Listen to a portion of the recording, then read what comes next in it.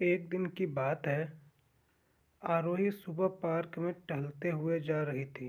तभी उसे एक रोती हुई बच्ची मिली। आरोही ने उससे रोने का कारण पूछा तो लड़की ने बताया कि वह जिस गुड़िया से खेल रही थी वह इसी पार्क में कहीं खो गई है। आरोही ने उस बच्ची को उसकी गुड़िया ढूंढ लाने का आश्वासन दिया, जिससे वह बच्ची चुप हो गई।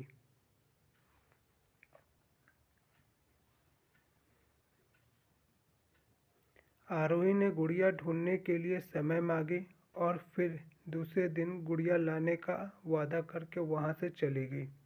पर गुड़िया न तो आरोही को मिली और न ही उस बच्ची को।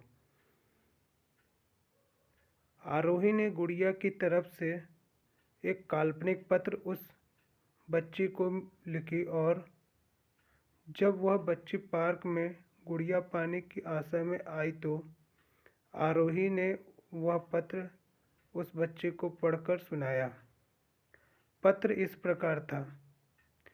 कृपया रोना मत, मैं समय समय पर उस गुड़िया के बारे में लिखती रहूँगी, बस तुम रोना मत। अब आरोही रोज उस खोई हुई गुड़िया की तरफ से काल्पनिक पत्र लिखने लगी और लगभग रोज ही उस बच्चे को पढ़कर सुनाती, जो कि यात्रा का काल्पनिक वर्णन हुआ करता था। आरोही ने इस काल्पनिक लेकिन रोचक वर्णन से उस बच्चे को रोने नहीं दिया। वह खुशी खुशी अपनी गुड़िया की घुमक्कड़ी के किस्से सुनने लगी। अब वह खुश रहने लगी।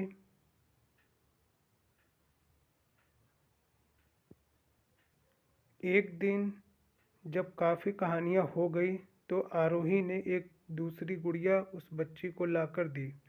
जाहिर है वह गुड़िया बदली हुई थी।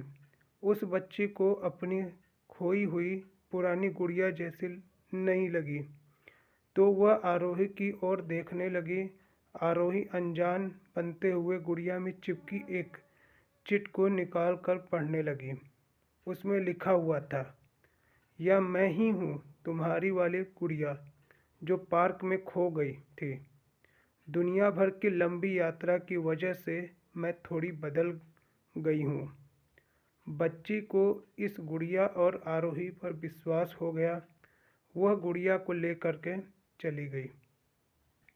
बरसों बाद जब वह बच्ची बड़ी हो गई तो एक दिन वह अपनी अलमारी में कुछ ढूंढ रही थी, तो उसका ध्यान उसी गुड़िया पर गया जो आरोही ने उसे दी थी।